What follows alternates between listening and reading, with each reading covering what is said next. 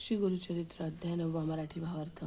कुरुपुरामध्ये श्रीपादांनी एका धोब्याला कसा अनुग्रह दिला त्याची ही कथा आहे. श्रीपाद स्वामी नित्यनेमाने गंगेवरती स्नान करण्यासाठी त्रिकाळ जात असत.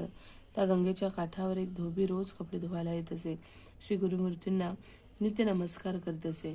एक दिवस श्रीपाद धोब्याला म्हणाले, तू नियमितपणे निरपेक्ष बुद्धीने आम्हाला वंदन करतोस, तेव्हा तुझी ही भक्ती पाहून मी अत्यंत संतुष्ट झालो आहे. यापुढे तू काही नित्योपणा केलीस तर तुझी संसाराची चिंता दूर होईल.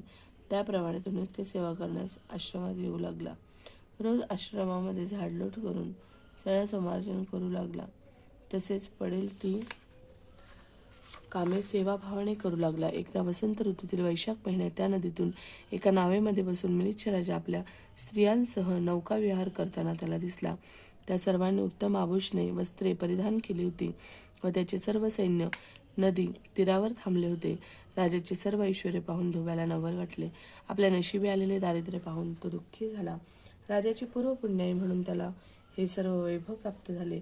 आपल्यावर गुरुकृपा होऊन असे ऐश्वर्य मिळावे अशी मनात इच्छा निर्माण झाली. मनात श्रीपाद स्वामींनी त्याच्या मनातील इच्छा ओळखली. गुरूंनी त्याला जवळ बोलावून घेतले व कसली चिंता करतोस असे विचारले. राजाने ऐश्वर्य पाहून माझ्या मनात असे सुख मिळावे अशी इच्छा निर्माण झाली. आपली सेवा करीत असताना मन विचलित झाले, तरी मला क्षमा करावी.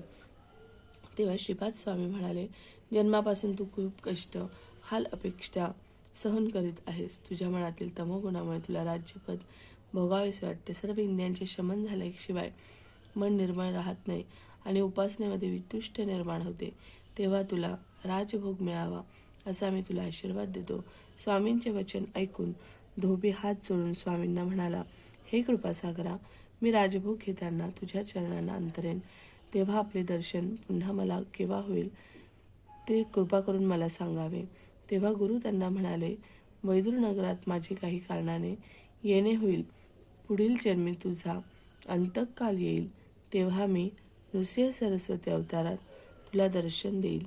श्री गुरु कुरुपुरात राहून नंतर अदृश्य झाले, कारण त्यांना पुन्हा अवतार घ्यावयाचा होता.